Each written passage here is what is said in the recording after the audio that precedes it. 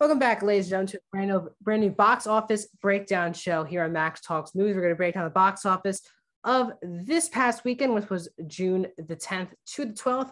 We're also going to break down the worldwide and domestic breakdowns of the year. My name is Max Sittenberg. Welcome to Max Talks Movies on our usual box office breakdown show every single Monday. If you're new to the channel, I do this show every single Monday, as well as other movie reviews, TV show reviews, and movie rankings. So please subscribe and click that bell so you're notified on when those videos drop here on the channel. Always comment down below. Let me know, what are your thoughts on this week's box office? Were you shocked by the numbers of Jurassic World Dominion? How many times did you go to the movies this past weekend? What did you see? What are you going to go see this upcoming weekend? And also, please like the video, guys, the thumbs up button. So a fun discussion. Please like the video. The algorithm really needs it so more people can be recommended to this video. So please, please, please hit that like button if you're watching this video right now. So let's get into this past weekend, which was June 10th to June 12th. And the big new release was Jurassic World Dominion, which opened, not shockingly, at number one, but a big number for Jurassic World Dominion from Universal. $145 million at the box office.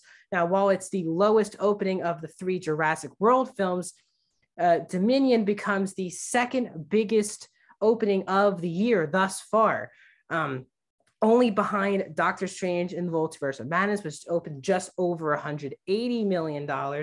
But shockingly, I think to a lot of people, in the 3-day weekend, Jurassic World Dominion did open bigger than both the Batman and Top Gun Maverick. Now, this was a interesting talk. Both the first two films in this franchise, Jurassic World and Jurassic World Fallen Kingdom, both made $1 billion. Now, I don't think this film will, just because of the competition coming with the next month, but you never know. It just shows that Universal has had a franchise on their hands that is a moneymaker, even though the critics have not liked the past couple of films. $1 billion was kind of easy for the first film to come back on. People have been waiting for that franchise to return, but Fallen Kingdom had really bad rating, critic reviews, still made $1 billion. This film has the worst critics rating of the entire 6-film franchise, still made $145 million. Now, we're not sure if this is a massive, massive success until we see the drop off in the second weekend. Unlike Doctor Strange, who had a full 3 weeks to itself, and Top Gun, which had 2 weeks to itself, Jurassic World has this weekend. Other than that, it's to itself, because next weekend, Lightyear, and the following weekend, Elvis and the Black Phone. So there's no room for this to hold up a bit more. New big releases are coming out the next couple of weeks. So we shall see, and we'll follow Jurassic World Dominion. How big of a drop does it take? And it doesn't even get close to being the biggest movie of the year. I think there's a lot to think about with that ranking. Number 2 this weekend, getting another $51 million, near 52, 51.8, is Top Gun Maverick. In its third weekend, it only dropped another 42%, and its domestic total is now $395 million. It will be, by the time we talk to you next week, an over $400 million film. Ridiculous for a non-superhero film to have this kind of box office success, not a major franchise, just a 36-year-old sequel. As we talked about last week, it had the lowest drop for a $100 million movie for its second weekend of all time, only dropping, I think, 28% last weekend in its second weekend.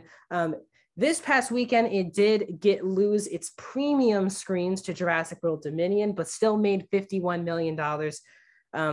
Something else this movie is in 3 weekends. It's going to be in next week. When I talk to you next week, it'll be the biggest movie of the year here in the United States so far. So just amazing stuff. In third place at the box office is still Doctor Strange in the Multiverse of Madness in its 6th weekend, $6.2 million. It takes another 43% dip, and it is now up to $398.1 million. So it only has $3 more million up on Top Gun, and it's been in theaters for double the time. As I will go back and retell you guys the numbers again. Doctor Strange has made $398 in 6 weekends, and Top Gun Maverick has made $395 in 3 weekends. unbelievable. I don't think anyone saw this coming, but it is going to be passing Doctor Strange in the Multiverse of Madness next week, which should be really interesting. But Doctor Strange, I think, this is its last full week of being exclusively in theaters, because a week from Wednesday on the 22nd, it will be available for no extra cost on Disney Plus. So really the last weekend we'll be really seeing it, probably maybe even the last weekend this film will be in the top 5 at the box office. We shall see. Number 4, still in the top 5 in its 8th weekend, is another Universal film, The Bad Guys, with another $2.5 million, a 24% dip. And that's up to $91.8 million. So 2 big wins for Universal. The Bad Guys is already available to rent for a long time now, a couple weeks now, and it's still in the top 5. And just hanging in the top 5 this weekend is the Bob's Burgers movie, which gets another $2.4 million, a 47% dip. In its 3rd weekend, it's made 27.2. That's 20th Century Fox, which is again owned by Disney. So it is an amazing chart. One in the top 5 this weekend, 1 film from Paramount, 2 films from Universal, and 2 films under the Disney umbrella. Just fascinating. I love breaking down the studios and how they're doing. So those are the big studios this past weekend.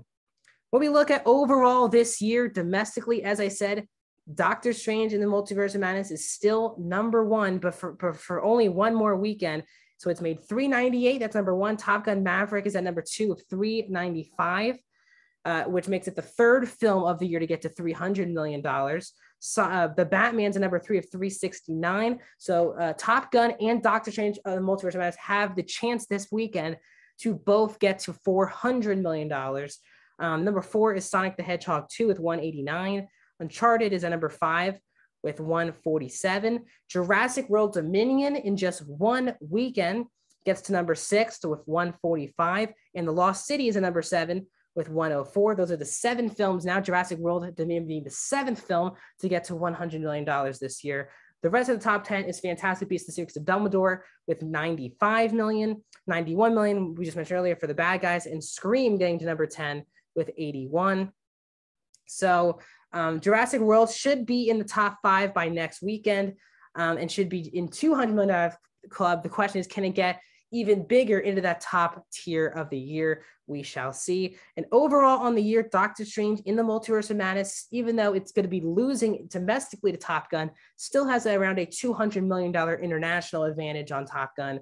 So Doctor Strange is still the biggest movie of the year with 930 worldwide. The Batman is number 2 with 769. Top Gun Maverick's number 3 with 748. So Top Gun Maverick is $21 million away from passing the Batman.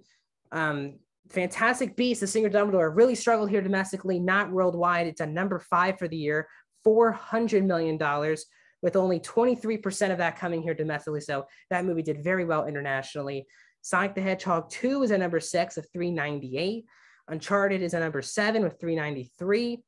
Jurassic World Dominion in just 1 weekend has grossed $391 million worldwide. It should be in the top 5 possibly by next weekend. It will be in the top 5 by next weekend.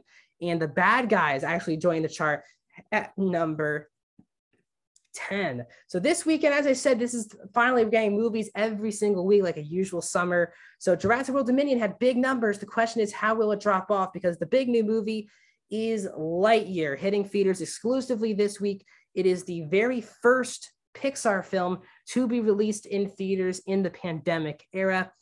After Turning Red, Soul, and Luca all were exclusively Disney Plus films, Lightyear is the first Pixar film since March of 2020. So in 2 years to be hitting theaters, that should be doing some very big business. The reviews are very positive for that new film.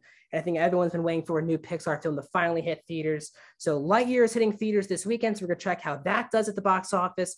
We're going to track Top Gun, more likely, 99% sure, will be the biggest movie of the year domestically by the time we talk to you next week. And Jurassic World Dominion, does it take a huge collapse?